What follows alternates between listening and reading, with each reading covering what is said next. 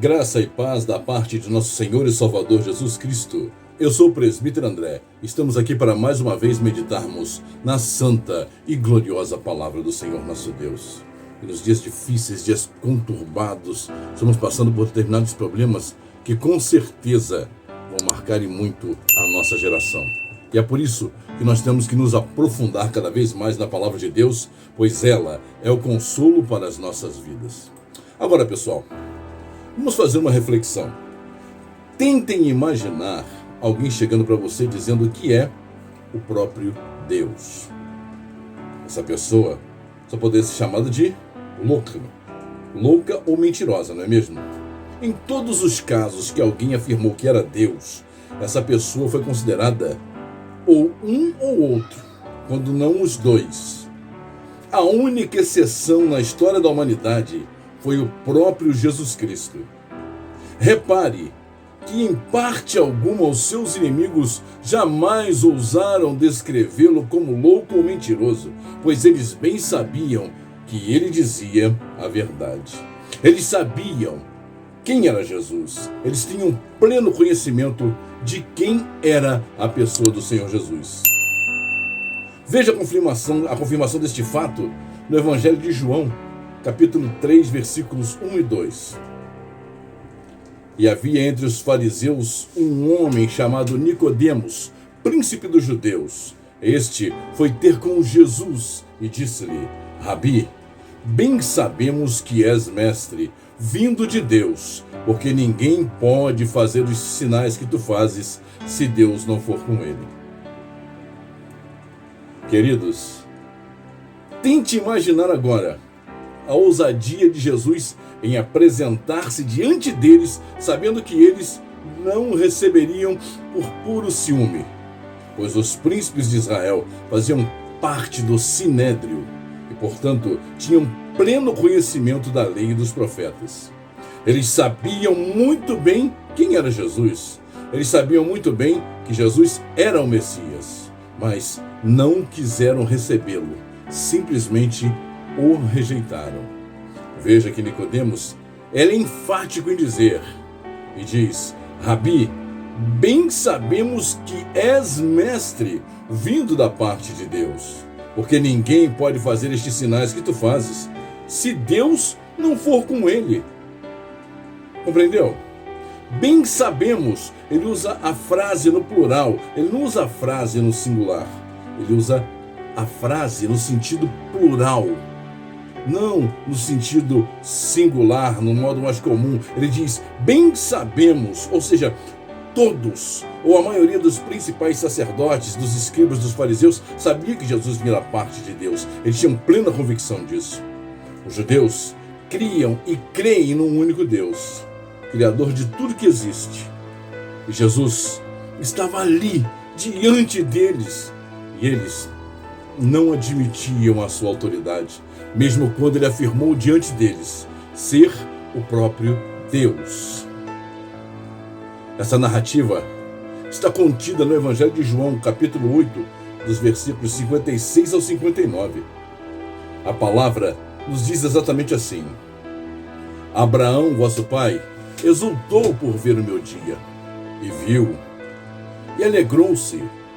Disseram-lhe, pois, os judeus: ainda não tens 50 anos e viste Abraão? Respondeu-lhe Jesus: em verdade eu vos digo que antes que Abraão existisse, eu sou.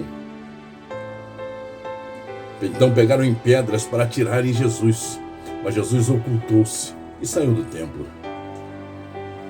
Jesus não só afirmava ser Deus, mas também agia como tal. A sua postura era diferente dos demais que o acompanhavam. Veja algumas passagens contidas no Evangelho em que Jesus se comporta como Deus, como Criador de todas as coisas. Respondeu-lhes Jesus: Eu sou o caminho, a verdade e a vida. Ninguém vem ao Pai, senão por mim. Se vós me conhecesses a mim, também conheceriam ao meu Pai. E já desde agora o conheceis, e tendes visto. Disse-lhe Filipe: Senhor, mostra-nos o Pai. E isso nos basta. Respondeu-lhe Jesus: Há tanto tempo que estou convosco e ainda não me conheces, Filipe? Quem viu a mim, viu ao Pai. Como dizes tu, mostra-nos o Pai. Essa narrativa está contida no Evangelho de João, capítulo 14, versículo 6 até o versículo de número 9. Jesus dizendo, eu sou o caminho, a verdade e a vida. Ninguém vem ao Pai, vem ao Pai. Repare o que ele diz, ninguém vem ao Pai. Jesus não diz, vai ao Pai, ele diz, vem ao Pai. Compreendeu? Mas o que o Senhor Jesus está querendo dizer nesse momento é que Ele é a representação do próprio Deus, mostrando ser Ele, o próprio Deus ali, humanizado, materializado diante de todos. Mas os principais do Sinédrio, os príncipes de Israel, os seus olhos se fecharam, os seus ouvidos foram cobertos para que eles não pudessem entender e se converter, para que seus olhos não pudessem enxergar quem estava diante deles. Pois o ciúme, a ganância era muito maior do que a felicidade de ver o próprio Deus, o Messias esperado, visitando o povo de Israel. Repare, a condição de Deus que Jesus demonstra, você pode notar através das coisas que ele praticava. No Evangelho de Lucas, Jesus mostra claramente a autoridade total sobre os demônios. Em Marcos, capítulo 1, versículo 34, Jesus também mostra a sua autoridade sobre as doenças. Marcos, capítulo 4, versículos 39 e 41, Jesus tem autoridade sobre a natureza. Mas nenhum desses sinais se compara a um dos sinais mais maravilhosos que Jesus apresentou diante de todos, que é a capacidade de perdoar pecados, que só Deus possui. Só o Criador possui, só Jesus apresentou diante dos homens. Veja o que diz em Mateus capítulo 9, versículo de número 2. E eis que lhe trouxeram um paralítico deitado num leito, e Jesus, pois vendo-lhes a fé, disse ao paralítico: tem ânimo, filho, perdoados são os teus pecados. Ora, quando os fariseus ouviram isso, quando eles ouviram essa declaração, eles entraram em pânico, entraram em polvorosa. Os fariseus acusavam Jesus de blasfêmia, dizendo que somente Deus poderia perdoar pecados. Eles, no entanto, não conseguiam enxergar o óbvio, não conseguiam enxergar aquilo que estava diante deles. O que estava na sua frente, estava patente diante deles. Eles não conseguiam enxergar que diante deles, o próprio Deus, o Criador de todas as coisas, aquele que criou tudo o que existe, estava ali diante deles. Eles não conseguiam perceber. A inveja era maior do que tudo na vida deles. Outra situação que mostra claramente a deidade de Jesus está contido lá no Evangelho de João, capítulo 18. Vamos conferir. Sabendo, pois, Jesus tudo o que lhe havia de acontecer, adiantou-se e perguntou-lhes: a quem buscais? Responderam-lhe: a Jesus, o Nazareno. Disse-lhe Jesus: eu sou. E Judas, que o traía, também estava junto com eles. Quando Jesus lhe dizia: eu sou, eles recuaram e caíram por terra. Segundo a tradição diz que eles caíram de joelhos diante de Jesus. Outro também que diz pra gente a deidade de Jesus, que mostra a sua importância, que mostra como o Senhor Jesus era investido de poder e de autoridade, representando o próprio Pai aqui na terra. Versículo 7 diz: tornou-lhes então a perguntar: a quem buscais? E responderam: a Jesus o Nazareno. Replicou-lhe Jesus: já vos disse que sou eu. Se, pois, buscais a mim, deixai ir a estes, para que se cumprisse o que fora dito pelo profeta, que diz que ele não perdeu nenhum daqueles que o Pai lhe deu. Eu sou. A terminologia que Jesus usou nesse momento foi o nome que Deus usou para se identificar a Moisés lá no Monte Horebe. Foi nesse momento que Deus, ele usou a nomenclatura eu sou para poder se identificar, para que Moisés pudesse chegar diante do povo de Israel e dissesse o nome do Deus que o havia enviado para libertar o povo. Esta afirmação nós encontramos no livro do Êxodo, capítulo de número 3, versículo 14. E disse Deus a Moisés: eu sou o que sou. E disse mais: assim dirás aos filhos de Israel: eu sou, me enviou a vós. Foi desta forma que Deus orientou Moisés para que o anunciasse aos israelitas que estavam cativos no Egito. Eu sou, me enviou. Podemos ver uma situação em que se pode observar diretamente os atributos inegáveis, inerentes, contidos na pessoa do Senhor Jesus. Repare o que disse Mateus no capítulo 14, versículo 32.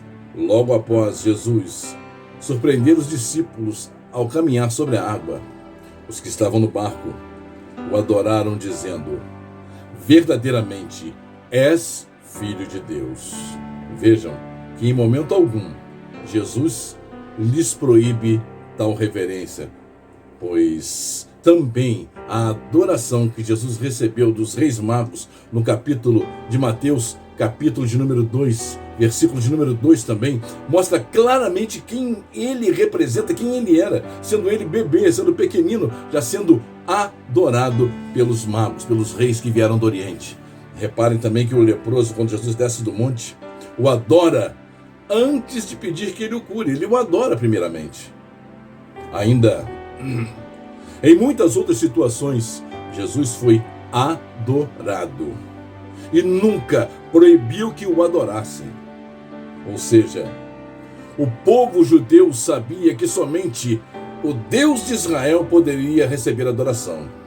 E em todos esses casos, Jesus nunca contestou a adoração que veio a receber. Veja, o Evangelho de João, capítulo 5, versículos 22 e 23. E o Pai a ninguém julga, mas ao Filho confiou todo o julgamento, para que todos honrem ao Filho como honram ao Pai. Quem não honra o Filho, não honra o Pai que o enviou. Ou seja, a autoridade, a mesma autoridade, os mesmos atributos. Mas aqueles homens insistiam em não enxergar. Bem parecido com o que acontece nos nossos dias. Você não acha? Isso é exatamente o que está na base do ensinamento das religiões e das seitas sobre Jesus. É desse jeito que eles ensinam sobre Jesus. Eles ensinam que nós não devemos adorá-lo. Eles ensinam que nós não devemos adorar Jesus. Eles ensinam que é errado adorar Jesus. Eles ensinam que nós não devemos honrar ao Filho de Deus em nossas orações, em nossa entrega, em nossas súplicas, em nossos momentos de intimidade com Deus. Eles dizem que nós devemos dar uma adoração menos significativa do que aquela que nós damos ao Pai. Pois, segundo eles, principalmente o caso das testemunhas de Jeová, ele seria um Deus inferior, um Deus menor. Mas, queridos, quando Jesus ressuscita dos mortos, seus discípulos ficam surpresos ao vê-lo. E a primeira coisa que fazem é se prostrar e adorá-lo. Seus discípulos o adoraram naquele momento. É o que diz Mateus 28, 17 e 18. E quando o viram, o adoraram, mas alguns duvidaram. E chegando-se, Jesus falou-lhes, dizendo: é-me dado todo o poder no céu e na terra. Queridos, se você procurar no dicionário o que é todo, o que significa a palavra todo, ele está denotando uma totalidade. Não existe nada que não esteja sujeito à autoridade do Senhor Jesus. A ele foi entregue todas as coisas. Ele tem domínio sobre todas as coisas. Logo, Jesus é o próprio Deus. Portanto, não há dúvidas, querido. Jesus é exatamente quem ele diz ser. Ele é o alfa, o ômega, o princípio e o fim de todas as coisas. O poder e a majestade estão sobre ele. Por isso, ele é digno de receber toda a honra e toda a glória. Ele é o eu sou. Todas as coisas foram feitas por ele. E sem ele, nada do que foi feito se fez. É a narrativa que nós encontramos, a afirmativa que nós encontramos no Evangelho de João, capítulo 1, versículo 3. E querendo ou não, preste atenção no que eu vou lhe dizer. Queira você ou não, seja você evangélico, seja você católico, seja você budista, testemunha de Jeová, Seixonoei, seja você Rosa Cruz, seja você católico, seja você espírita, seja você umbandista, seja o que for, seja qual for a sua religião. Querendo ou não, todos teremos que comparecer diante do seu trono. Todos nós compareceremos diante dele, diante do seu trono, e teremos que reconhecer o seu senhorio, a sua autoridade. Teremos que reconhecer que Jesus Cristo é o Senhor. Veja o que diz a carta de Paulo aos Filipenses, no capítulo 2, versículo 9 até o 11, que diz assim: por isso, também Deus o exaltou soberanamente. Ele deu um nome, que é sobre todo o nome, para que ao nome de Jesus se dobrem todo o joelho dos que estão nos céus, na terra e debaixo da terra. E toda língua confesse que Jesus Cristo é o Senhor, para a glória de Deus Pai. Reparou, queridos? Para que o nome de Jesus, ao nome de Jesus se dobre todos os joelhos dos que estão nos céus, os anjos, os arcanjos, os querubins, os serafins, os tronos, as potestades, as dominações, todos vão ter que se dobrar diante do Senhor Jesus. E o texto prossegue dizendo: aqueles que estão na terra, os homens, todos terão que se dobrar diante do Senhor. Os joelhos se desfarão em água e todos terão que reconhecer o senhorio do Senhor Jesus. Eu termino dizendo: e debaixo da terra, aqueles que estão mortos, aqueles que estão nas sepulturas, sejam aqueles que ressuscitarão na primeira ressurreição para a honra e glória do nome do Senhor, ou aqueles que ressuscitarão apenas no final da grande tribulação, no final dos 1000 anos, aqueles que ressuscitarão diante do trono branco para receber a sua condenação. Aqueles que vão estar ali, todos sem exceção, terão que reconhecer que Jesus Cristo é o Senhor. Todos estarão diante dele e serão obrigados a reconhecê-lo. Até mesmo aqueles que o transpassaram, aqueles que naquele momento, quando o prenderam, quando tramaram contra ele, aqueles mesmos, os príncipes, os sacerdotes, os escribas, os fariseus, vão ter que se prostrar diante dele. Terão que comparecer diante do trono do Senhor Jesus para receber a sua sentença e reconhecer o senhorio de Jesus, reconhecê-lo como Senhor do universo, como Senhor de todas as coisas. Agora, nesse momento, pare um pouco o que você está fazendo e preste atenção no que eu vou lhe dizer. Não perca mais tempo. Busque a presença gloriosa do Senhor Jesus. Declare que Ele é o Senhor da sua vida. E se ainda não é, não perca tempo. Não perca tempo. Pare agora por um momento. Pare um momento. E olhe para o céu, olhe para cima e convide o Senhor Jesus para fazer parte da sua vida. Arrependa-se. Confesse os seus pecados aí mesmo onde você está. Confesse os seus pecados, não importa se os seus pecados, sejam eles qual forem, sejam grandes ou pequenos aos seus olhos, não importa. Jesus é fiel e justo para te perdoar, transformando para sempre a sua vida. Não permita que Satanás te engane, dizendo que aquilo que você fez é tão grave, é tão terrível, que não existe perdão para você. Ei, preste atenção, eu digo para você que não importa o que você fez, se com a tua boca você confessar e crer no teu coração que Jesus Cristo é suficiente para perdoar o teu pecado, para salvar a tua alma, assim será feito.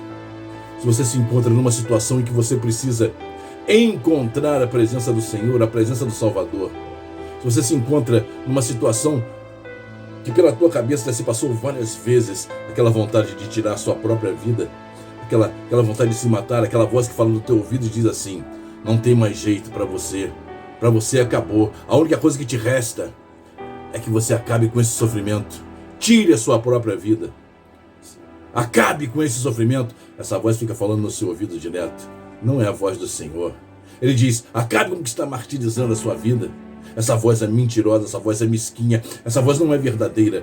Mas eu te digo agora, se você se arrepender daquilo que você fez de errado, se você se arrepender não é ter remorso, é se arrepender do fundo do coração e nunca mais praticar aquele ato.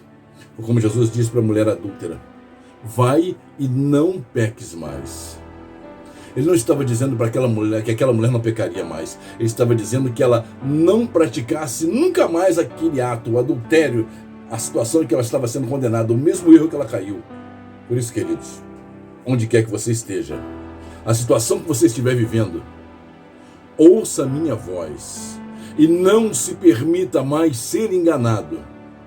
E se você ouviu a voz do Senhor nesse momento, e ela falou profundamente ao seu coração, diga assim comigo: Senhor meu Deus, em toda a minha vida eu nunca tive realmente uma chance de mudar a minha história. Por isso, eu quero fazer isso agora. Diga: Senhor Jesus, diante da tua presença, eu humildemente me coloco e confesso que sou um pecador, que sou uma pecadora e preciso do teu perdão. Eu te confesso como Senhor e dono, Salvador eterno da minha vida. Eu me entrego de corpo, alma e espírito nas tuas mãos. Me recebe em teus braços. Me cobre com teu sangue. Coloca o teu nome na minha vida e me transforma. Em nome de Jesus. Amém. Queridos, espero que essa palavra tenha tocado profundamente o seu coração, pois nós estamos vivendo dias em que, com certeza, Jesus se aproxima. Jesus está bem perto. O príncipe desse mundo está a ponto de se manifestar. Pode ter certeza disso. A palavra do Senhor nos diz que nós teremos pestes, fomes, teremos perseguição. E quando tudo isso estivesse para acontecer, não era para que nós nos entristecêssemos, não era para que nós abaixássemos a cabeça, pelo contrário, mas que nós olhássemos para cima e nos alegrássemos, porque está próximo o reino dos céus. Alegrai e exultai. Põe essa palavra no teu coração e permita que o Senhor entre na sua vida e mude a sua vida. Amém? Esse é o canal de Portas Abertas. Eu sou o presbítero André Galdino. Espero que essa mensagem tenha falado profundamente ao seu coração. Se você gostou, deixe o seu like, deixe também o seu comentário. A sua participação é muito importante para nós. Um forte abraço e até o próximo vídeo, se o Senhor assim nos permitir.